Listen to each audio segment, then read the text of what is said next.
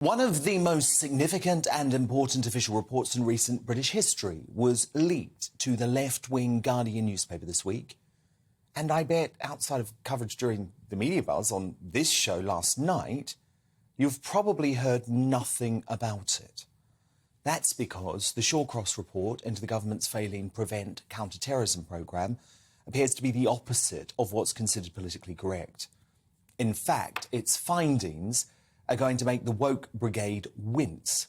But that doesn't matter, because this report will save lives. Prevent has failed to do that on numerous occasions, including in the horrific terror attack that killed David Amess. Ali Harbi Ali, the man given a whole life sentence for slaying the Tory MP in October, was referred to Prevent but managed to game the system after a sole meeting. In fact, 6 of the 11 most notable recent terror attacks in the UK were carried out by people who had already been referred to Prevent. The breaking news coming to CNN that a terror incident has indeed taken place here in London today, in this area of London. Iraqi asylum seeker Ahmed Hassan, he had pretended to engage with an anti-terrorism Prevent scheme. Whitehall sources are suggesting that 2 members of the public have died in that terror incident at London Bridge. He was under the MAPA arrangements, the multi-agency public protection arrangements, and there was an extensive list of licence conditions for this individual. To the best of my knowledge as I stand here today, he was complying with those conditions. 2 people were stabbed in Streatham High Road, Lambeth. The individual was under active police surveillance at the time of the incident. Counter-terrorism policing can now confirm that the stabbing incident that happened in Reading last night has now been declared a terrorist incident. Well, let's return now to the news that the suspect thought to be behind the terror attack was known to MI5. The MP David Amess has died as a result of the injuries received in that stabbing attack just after midday today at his constituency offices in Leigh-on-Sea. The suspect arrested on suspicion of murdering Sir David Amess had previously been referred to the Prevent counter-extremism programme. Now, that scheme, introduced in 2003 but strengthened after the 7/7 attacks in 2005, is one more failure away from a terror attack that could kill hundreds of innocent Brits. So this really matters. Well, the Shawcross report, which Home Office insiders believe was leaked to The Guardian by an aggrieved lefty within the department, will advise Prevent has been too focused on right-wing extremism and should now crack down on Islamist extremism.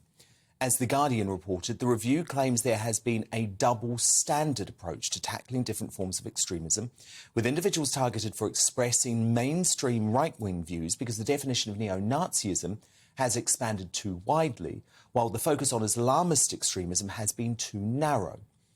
The leaked draft seen by The Guardian also recommends a renewed focus on Islamist extremism is needed, including when individuals do not yet meet the terrorism threshold.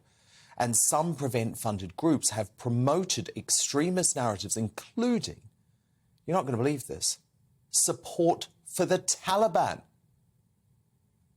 For the first time last year, the number of referrals to Prevent for far-right extremism outstripped those as a result of Islamist radicalisation. However, according to the leak, the programme's view of right-wing terror has, quote, been so broad it has included mildly controversial or provocative forms of mainstream right-wing leaning commentary that have no meaningful connection to terrorism or radicalisation. Now, no one is saying, I'm certainly not saying, that genuine right-wing terror threats like neo-Nazis must not be dealt with immediately. But Prevent's balance is currently wrong, and that could be deadly.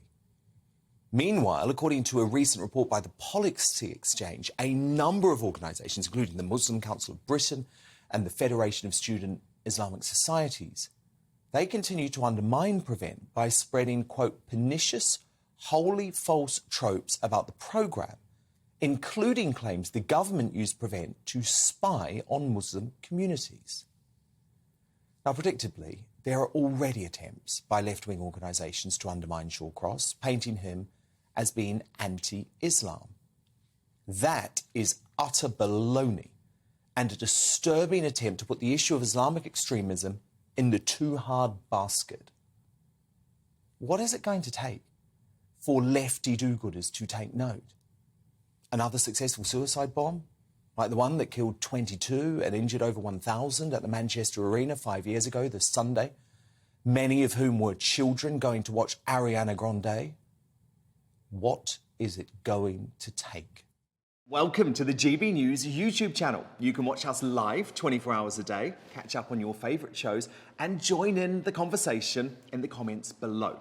Don't forget to subscribe and you'll never miss any of our exclusive content.